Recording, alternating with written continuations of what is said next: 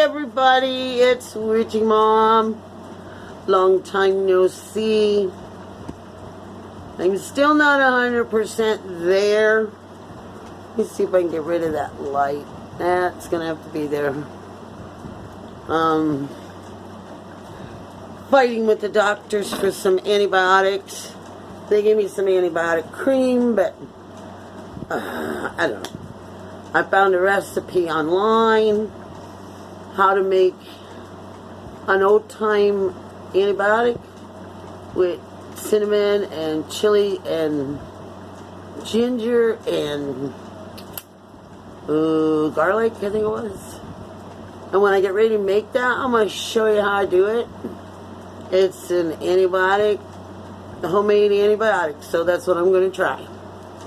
Right now, since I've been sick, haven't been feeling good, going to the grocery stores, and still again, here we are, having trouble finding spaghetti and noodles and vegetables, and even in the tuna aisle, I could find some, but they don't have a big selection. It's like, so I've been stocking up on some food.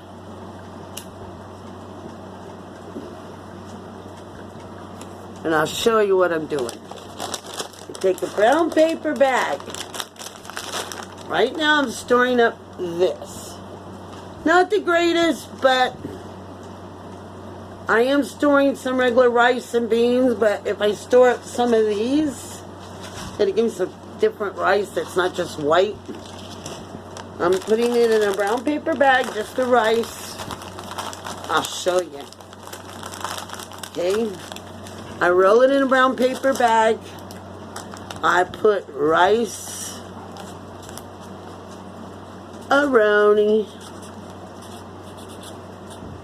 And the flavor is cheddar and broccoli. Okay, here's the package of seasoning mix. On this I'm going to write cheddar and broccoli.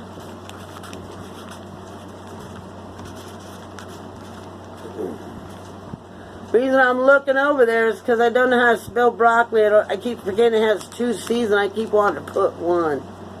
So, I have cheddar broccoli. Okay, Rice-A-Roni cheddar broccoli. I have a seal bag. Okay, I'm going to put this in a bag. Hopefully my camera doesn't shut off on me. I'm going to stick this inside this bag. I'm going to put this in the bag. Oh, when I put this in, I'm going to tap it down and I'm going to make a little slit. Alright?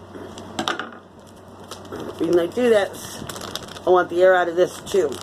So I'm going to fold this in half. And I'm going to put this under my rice. Under that bag in there. So I can read it from both sides that it's cheddar broccoli. Then I cut the instructions. And I'm going to set that in the bag. Alright? Then I'm going to show you what I'm going to do. Now, you're only going to hear the noise. I can't move my camera around very well because I don't have that kind of camera where I could tilt-a-whirl it and show you what I'm doing. So, I'm going to do it.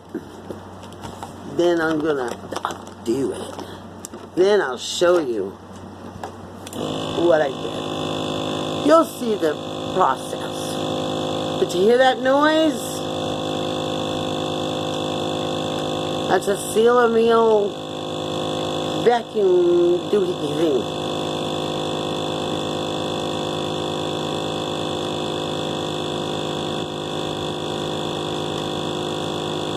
I gotta hold it down with both hands. They got easier ones. Mine is an older model. And then, as soon as I can, I'll let it go. But until the second light lights up and it says hands-free, I gotta keep my hands on it. So, I have been doing this for days. I started doing this about a month or two ago, and I was like, this is crazy. I am not going to run out of food. Food's just being hard. You can't get it. It's just ridiculous.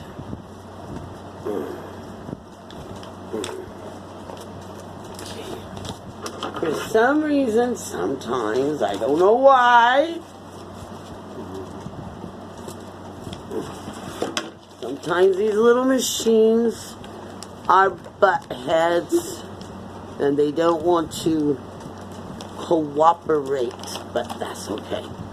We will make them cooperate.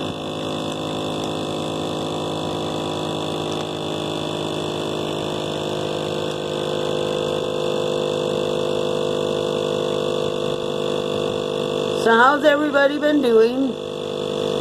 I'm still in pain. They gave me 2 bottles of antibiotics for 10 days. I took those. And then I was hurting. And then all of a sudden, I don't know. It was like 2 weeks later when I did a follow-up with my doctors. She decides to give me some antibiotic cream. I'm using that, but it's just, I don't know, it's just not helping. I need, something. And I know if I go to the hospital, they're going to want to admit me. I don't want to go to the hospital. I don't know what's going on with all this crap in the world that's going on. But I really do not want to be in the hospital when shit hits bad. So, this is what I did. It's all sucked and sealed and all the air's out of here. And now I can throw an oxygen absorber in here too. But I'm not. I'm just, sucking it. I'm just getting it out of the boxes. That's all I'm doing. I've been doing this forever. I mean, I've been, I buy a big bag of sugar, but I don't want my big bag of sugar to be what I'm scooping sugar out of. So I've been putting sugar in jars, putting some of the sugar in these, putting it in a brown bag and then sealing it up, and then putting some in jars.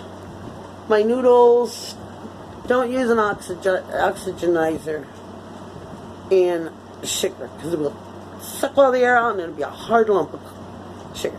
You just store it with no oxygen.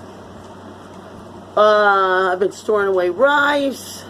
I've been putting some rice in jars. I put an oxygenizer in there. That's these things.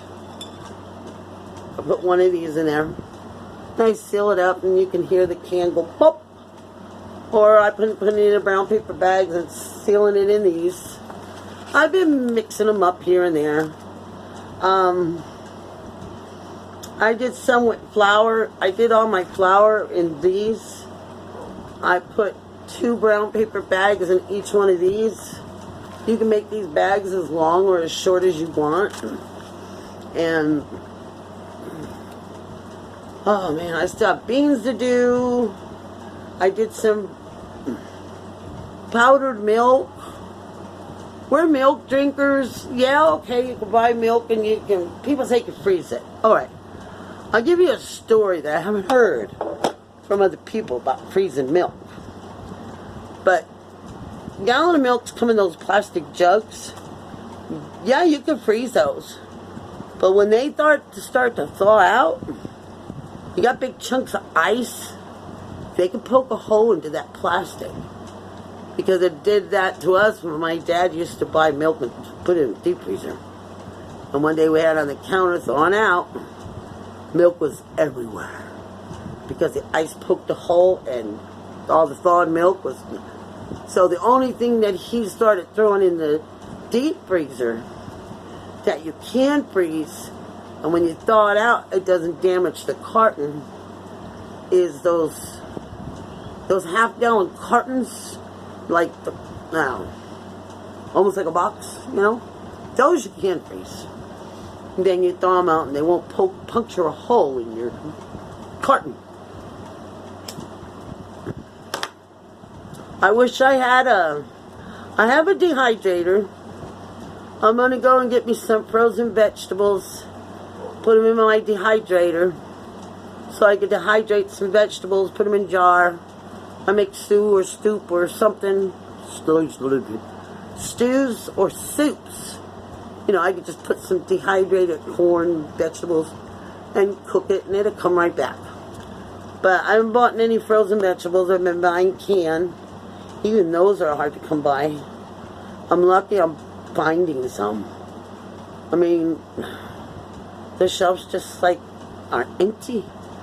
Then I went to buy eggs the other day.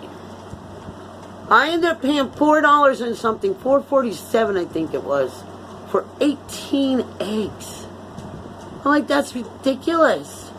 Up on the top shelf they had, I don't remember if it was a 3 dozen or 5 dozen.